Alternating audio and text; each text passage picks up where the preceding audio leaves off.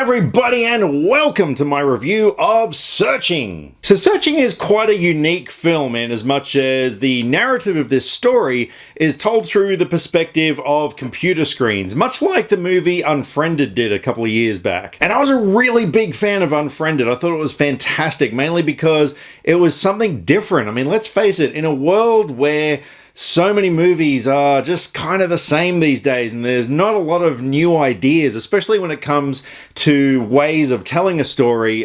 These kind of movies are refreshing. So Searching was directed by Anish Chaganty in his feature film directorial debut, and it stars John Cho as a father whose daughter has gone missing. So he kind of takes it upon himself, even though the police are helping, led by a detective played by Deborah Messing.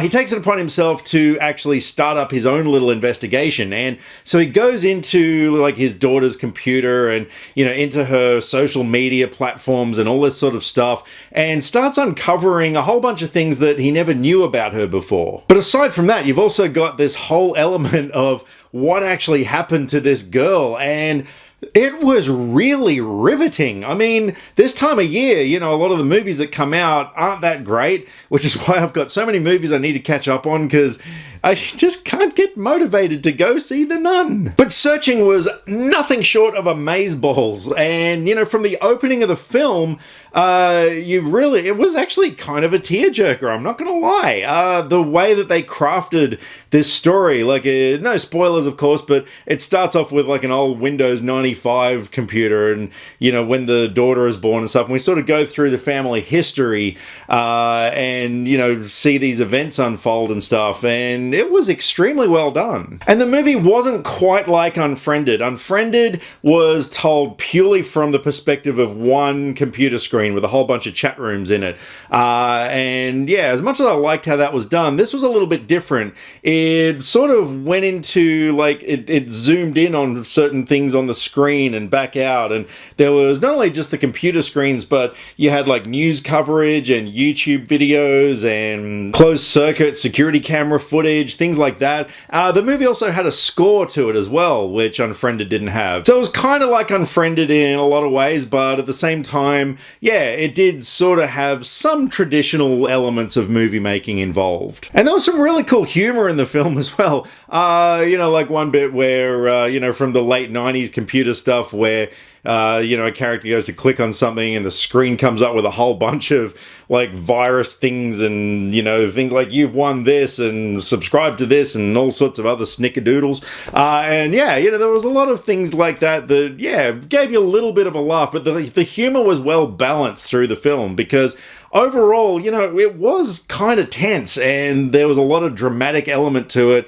And yeah, when you just sort of left wondering what's going on, what's happened to this poor girl, it really had a lot of substance to it. It really got you invested in these characters, and the outcome of the movie was great. I absolutely loved the ending of the film. It was perfect. And yeah, it's just, I don't know, it's one of those things, look, you might have found it predictable, but I sure as heck didn't see the ending of the film coming. So if I had to pick anything I didn't like about the film, there were a couple of scenes around the middle of the film that I wouldn't say they dragged. It did slow down just a little bit. And there was this one little nitpicky element that I had where when John Cho's character, there's a lot of times when he's doing his investigation on the computer or whatever, and he's got a FaceTime screen or something on so you can see him, you can see what he's doing.